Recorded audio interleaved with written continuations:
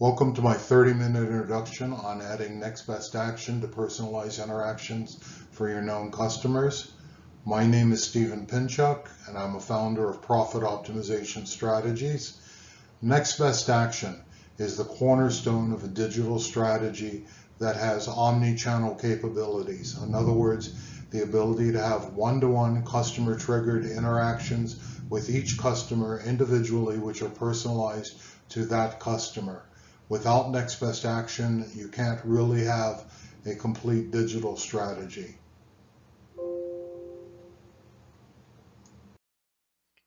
Let's start by talking about the agenda.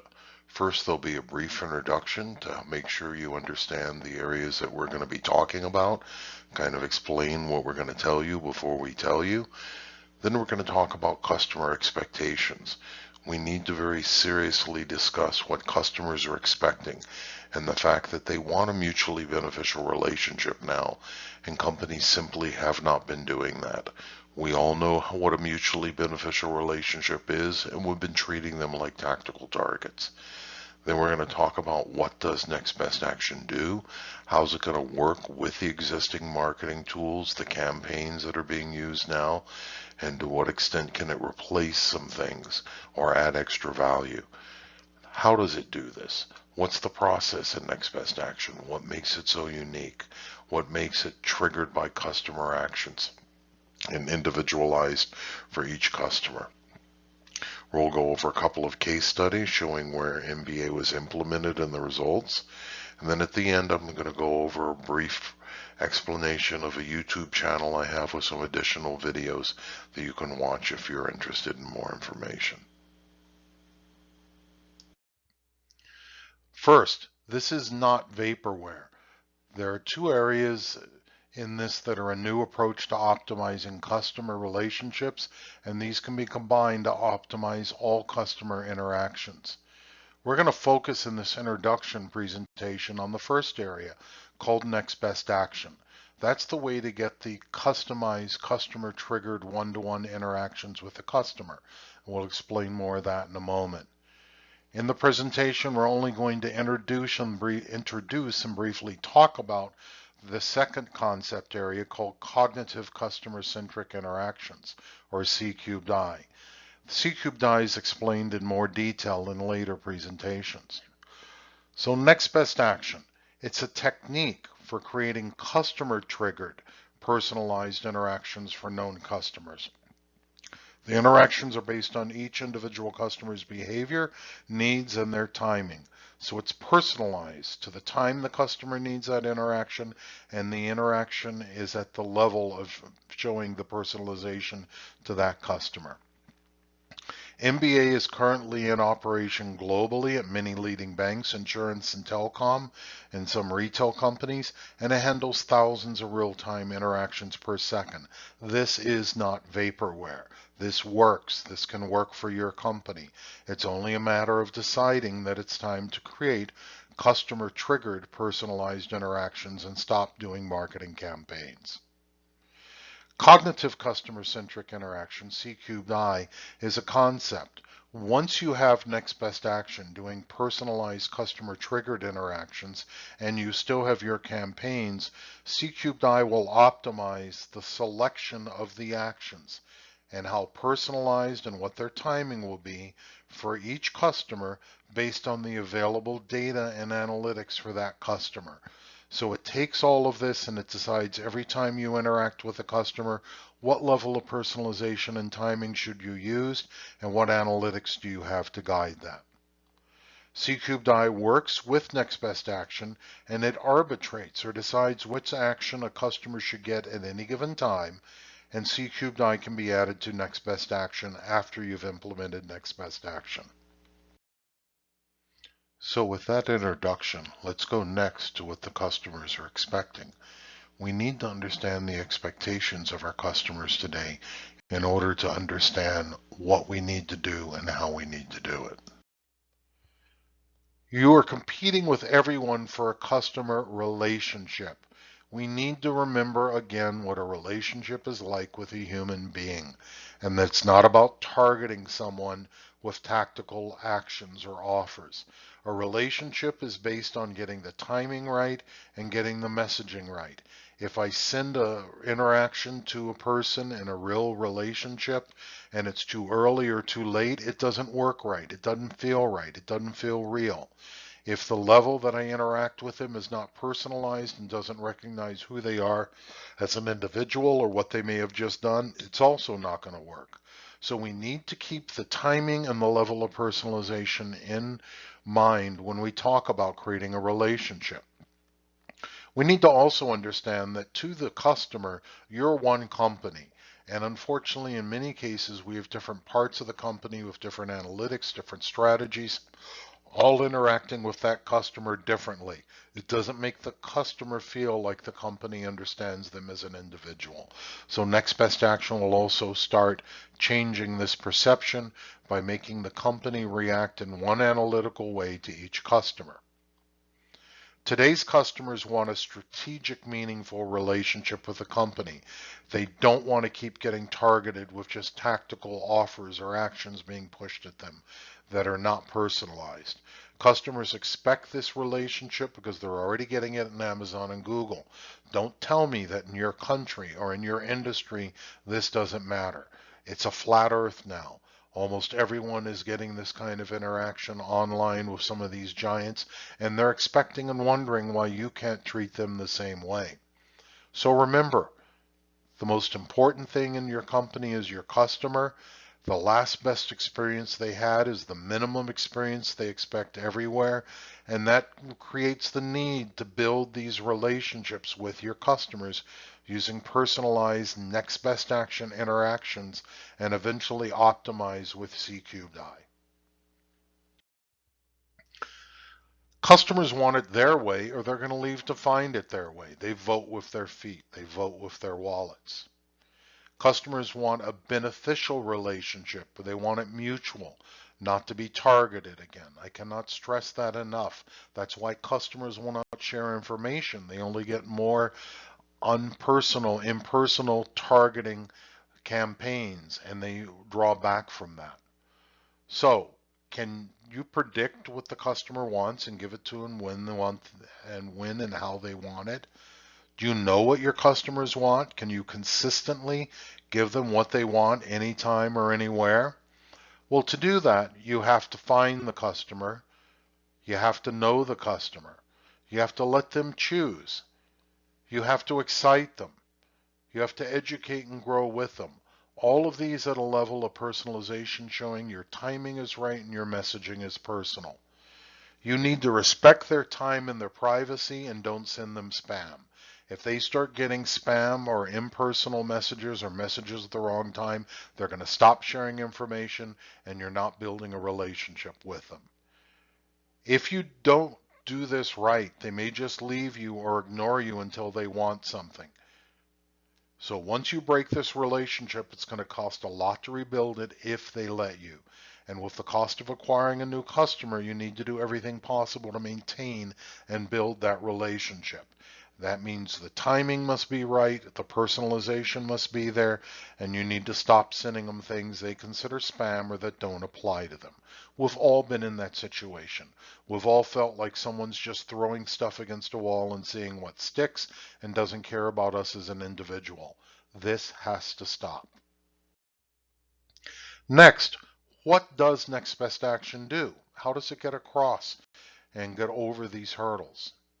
Well, first of all, we're going to add with next best action 2 new techniques and 2 new channels to the known customer communications continuum. For customers we know, we can contact them, we can interact, we have a phone number and address, they have a mobile app, there's a way we can communicate with them. I'm going to describe what I consider a continuum of how we can communicate with them. It always starts with who starts that action, the timing of the action, what is the type of the action, and how personalized is it? What level of customer is it being sent to? Traditional marketing has customer segmented campaigns where anyone in this organization can send a campaign or target a customer at any time. There's inconsistency in this. It's at the level of a market segment. They're sending actions or offers to a whole segment, so it's not very personalized. These people don't share many attributes. We can't get it to a one-to-one level. They're sending different actions. First can be company triggered and non-triggered at a market segment level. The company may decide it's time to promote a new credit card that's company triggered. Or they can be non-triggered. They can just be because it's January and it's time to send something. Or we send a monthly campaign to these customers. So the timing is not right. It's not when the customer needs it. The company's deciding when to send it, which is arbitrary and capricious compared to what the customer wants. And these actions or offers are not personalized because they're sending it to a broad segment. This has been marketing 101 for decades. It's going to remain. It's going to last. We're not saying we're going to do away with it, but we're saying we can do better. One way our customers have started doing better is using behavioral clusters. Instead of segments based on demographics or micro segments based on demographics, they're using behavioral clustering. And in my detailed presentation, I go into some depth on that. But it's basically using predictive analytics to create clusters of people that you predict are going to behave alike. You can personalize that messaging at a finer level because they all share similar behaviors. But the timing is still off. It's still when you decide to send it from the company, it may not be the best time for that customer, and it's not really personalized at a one-to-one level. So now let's add next best action to this. With next best action, now we have new personalized interactions, new next best actions in marketing. It's fundamentally different from what's up above on the campaigns. How is it different? We're going to explain this action and this image in a moment, but what it's telling us at a high level, we're now going to trigger interactions with the customer at an individual level. When the customer does something, this process will describe, sees that individual customer has done something and sees it from their data. That sets off the interaction with that customer. So it's customer triggered based on their own actions. So the timing is when the customer wants or needs this, not when the company does. It starts out with an outgoing batch interaction, which means it's sending it because we see data at rest. We're reviewing in batch mode, telling us this customer is a good candidate for, say, an upsell. Their data says they're in a good position to get an upsell action or message. We see that data, it's at rest, it triggers this interaction, and we send an outbound batch mode individual interaction to the customer, personalized to them, reflecting who they are, what they've done with us, and triggered by their own actions, and the data representing that. There's another layer to next best action. Customer triggered real-time interactions. We're in a real-time inbound interaction with that customer. They're on the mobile web application. They're on our website. They're standing in front of a customer rep in a store. They're at the call center or in a chat communication with an agent. While they're inbound, it triggers. The data triggers an upsell interaction, a cross-sell, any of many types. In real time, we interact and send them a personal interaction. Then we watch and see how they interacted, and we interact with them again. We are having a mutual relationship with them, and it cannot all just be about selling. It needs to respect them as an individual, but we are interacting with them at a customer-triggered one-to-one personalized level. So we now know next best action is different because it's not triggered by the company, it's triggered by the customer's own data. The messaging is personalized to that individual, and it's either an outbound batch interaction or a real-time inbound interaction, and it can work with these other methods of marketing. The truth is, for every interaction with this individual, we're not going to have enough information on him to be able to analyze him in this process we'll explain in a minute and do a one-to-one personalized interactions. There may be times we have to do a segment-based campaign or a behavioral cluster-based campaign to get him to act, him or her to act or to respond to an offer. So that's going to be part of the analytical cognitive engine we talked about with C-cubed-I. And again, we'll go into that in more detail in another presentation. But the message for now is the traditional marketing ways don't go away. We're supplementing with new customer triggered personalized interactions that add a laser scope to the way we're interacting with that customer. So what can MBA be used for in these customer triggered, personalized, and analytically driven strategies? What kind of actions and interactions or business processes can we use this for?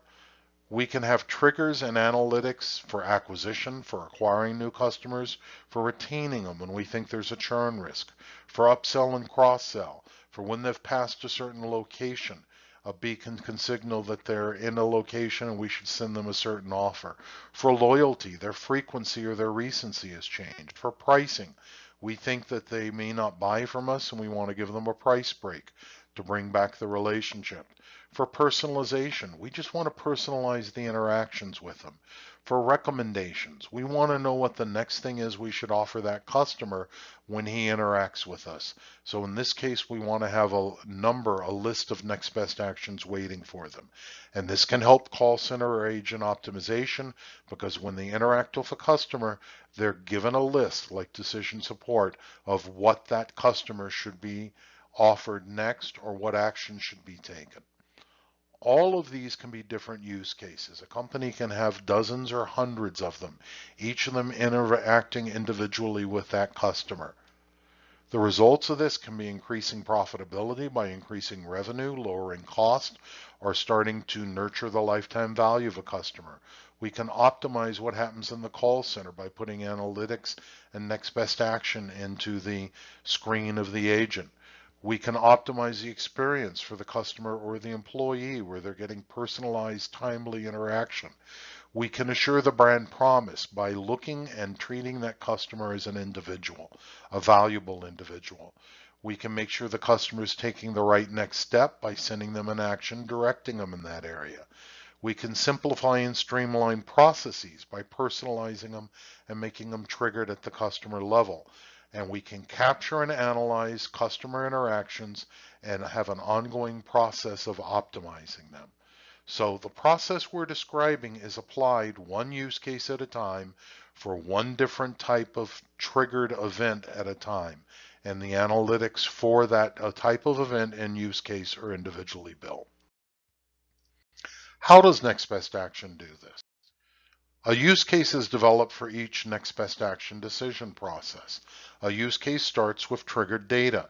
For each interaction, whether it's an upsell, a cross-sell, retention, or a beacon type trigger that they're in a certain area, we define data that triggers the beginning of that use case or next best action. The data can be at rest for outbound batch mode, or for an inbound interaction, it's streaming data. We grab the context of what that customer just did and where they just were so that we know the most recent information about that customer. We put it into a decision use case process where there's an individual model built for that trigger. If that trigger was on retention, there's a retention model. If the trigger was upsell, there's an upsell model. If the trigger was about a location, there's a location triggered model. That model analyzes the data that it has about the customer, individual data, behavior, and analytical results. There's a layer of information and a layer of analytics. These models are analyzing and updating based in a batch mode on new data on a set schedule, and they're always available and ready. They can be predictive intelligence, they can be social insights, behavioral data, contact and response of the customers when we've reached out to them, the explicit preferences or permissions customers have given us, transactional data on what the customer has done, or a customer profile. This analytics layer feeds into the use case decision model, which is a rules and a predictive analytics modeling approach that says if we know this about this customer, then we want to do that. It selects using an addition Watson data, unstructured data, which can be both social and external or in total unstructured data, call center notes. It can be agent notes. It can be social media information, and that can be structured and then applied to the customer profile to understand the customer better. Or it can even be a life event. We know they're moving, they're getting married, they're graduating from college. That information goes into our analytical model, which is specific to that use case that was triggered. The process selects an action from a list of actions it was given that it could consider on that use case and trigger. That action is sent out to the customer. It can be a marketing offer. It can be a new product action. It can be loyalty because we haven't seen them in a while or their frequency is dropping off in repeat visits. It can be operations or service recovery if there was an issue, or supply chain. This process is not just about marketing and it's not just about selling. It's about triggering customer-centric, customer-triggered, personalized one-to-one interactions that can be applied to many different areas within the customer.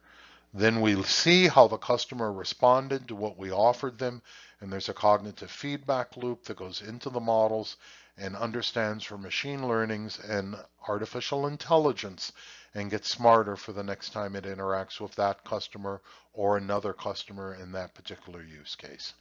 This is a use case. This is a decision process. What is so unique about it is all of the analytics that are being updated and working with the rules engine. And the power is in these predictive analytics and the fact that it's triggered by the customer and it's personalized to a one-to-one level. So, next best action should be considered your analytical engine that's sitting between your data and your customer communication channels. Here we see the data, both unstructured and structured data. That feeds into this analytical engine. In this case, we have a circle with different quadrants. There's an attract and acquire with its own analytical models. Grow, cross-sell, or upsell would have some specific analytical models. Retention and loyalty would have models. Engagement and experience would have models. And care and service. This is a sample of the kind of different models based on where the customer is. All these models for a customer would be kept updated on a batch or a real-time basis. These models are what we referred to in this diagram. Remember the diagram, the analytics layer? This is a representation of what could be in there. This then sends off the action either through the outbound batch mode channel to an SMS or a text, an email, a direct mail, social, mobile app, or inbound. The customer's already face-to-face chatting with us, calling the call center, on social media, interacting, or on a mobile app or the website. So next best action is building this engine of analytics between the data and between the customers. Now, important, because we start in batch mode with data at rest, with these outbound batch interactions, we can do this before your data is built into a 360-degree customer view. These analytic models can pull data and update on their own scheduling, and we don't have to have all the data aggregated. When we get into the real-time inbound interactions, it becomes much more important for us to have the data aggregated at a 360-degree layer or level. Next best action, so a little bit of thought leadership on this now and where we see this happening. It's integrated with campaigns and an arbitration layer. We talked about the data, the unstructured and the structured data. We talked about this analytical engine. Let's go a little further in it, just at a functional level. It's going to have predictive modeling, and two of those could be for action clusters or behavioral clusters. We have a specific model. Or for cognitive lifetime value maximizer, we have a machine learning model. The detailed briefing goes into details on both. They work with other predictive models. There's a data repository for real-time analytics. There's a repository of different models for each use case that is built, and each data set that's defined as a trigger, there is a model that then comes into play to take the results of that predictive layer and the analytics and the rules and make the decision. There's real-time scoring and in-session scoring. It's very important if you're in real-time scoring and someone's talking to your call center agent. What you want to build towards is have the agent offer something to that customer or get information. The customer responds, the agent types that into unstructured notes. That is taken, it is structured by Watson, it updates the models, and all of the next best actions are either updated, changed, or their order is rescored, and that goes back to the customer. That is true next best action real-time interaction, and your customer will recognize that and that you're not targeting them with an outbound campaign.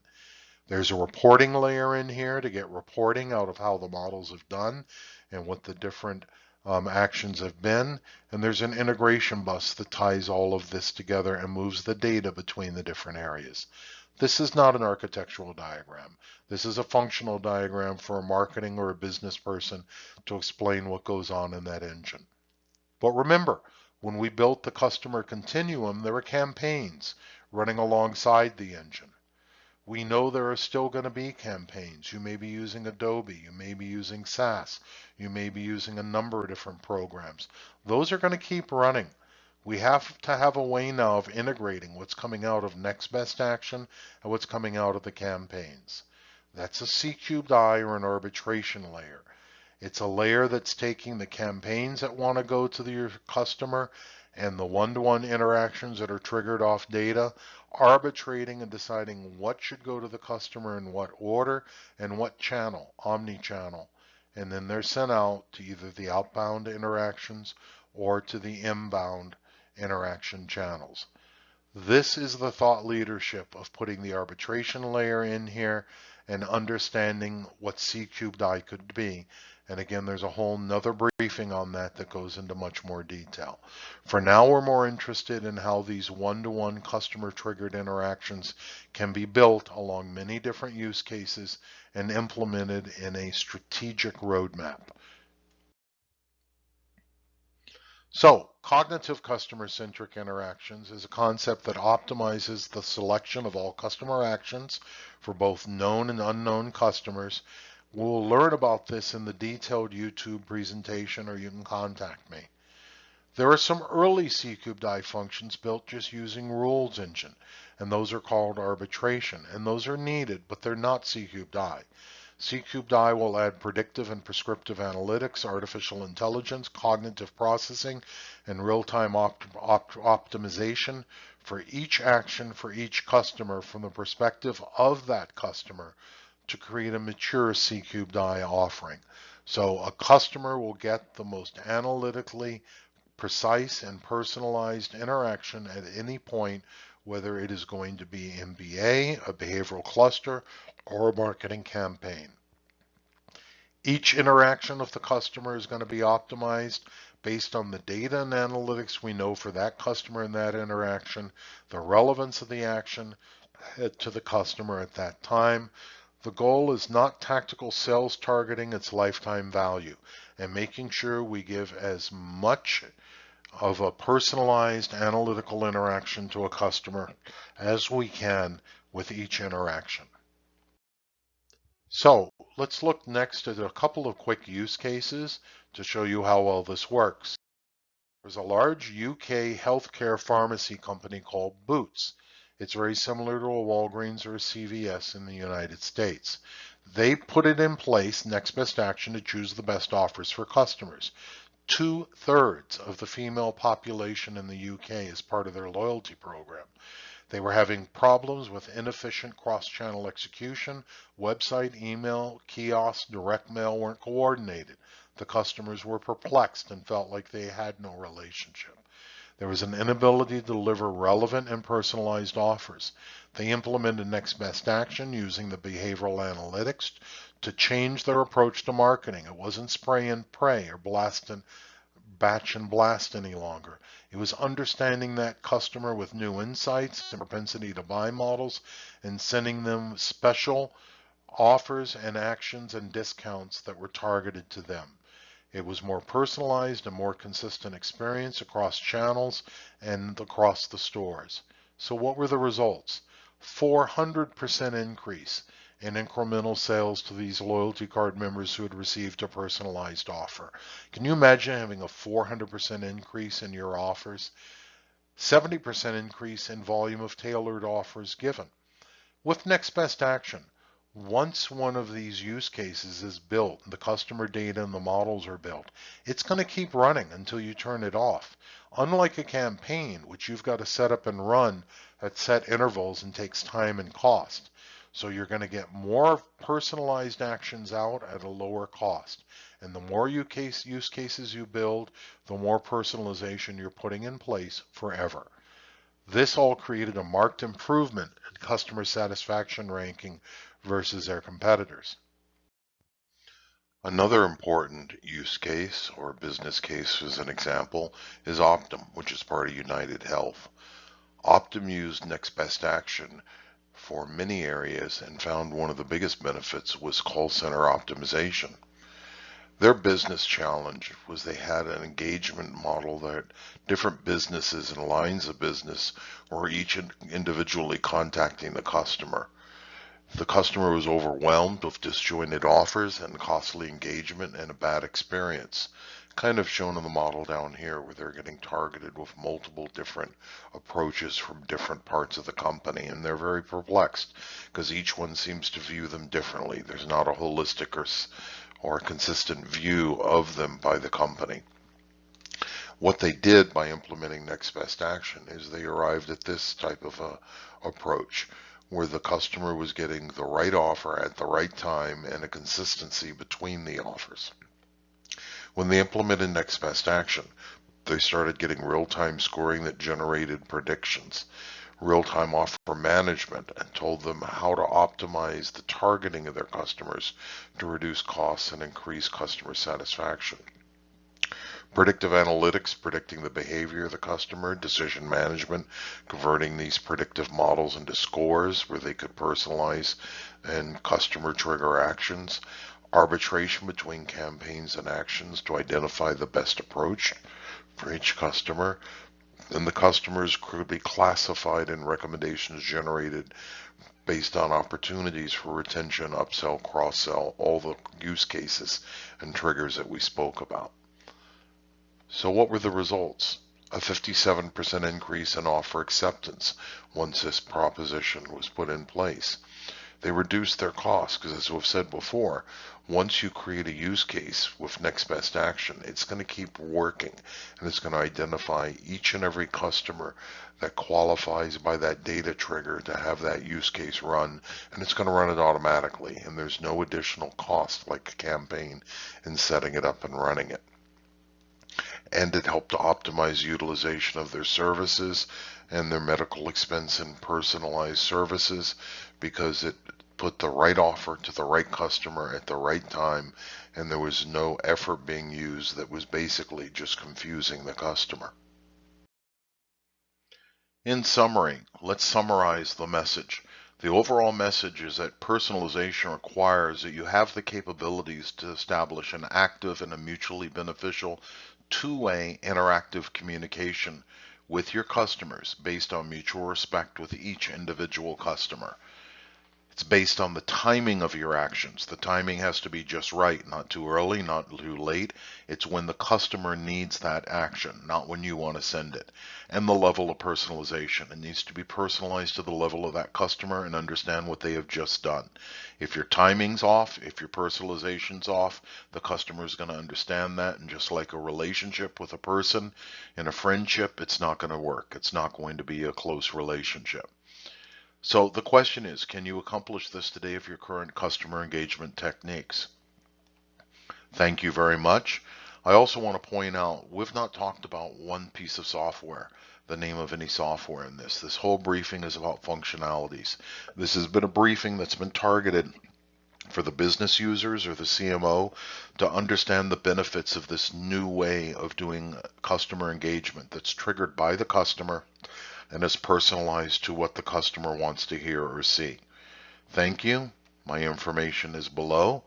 I would look forward to talking to people and understanding what you think about these concepts. And remember, I've been implementing this across multiple industries globally for 5 years now.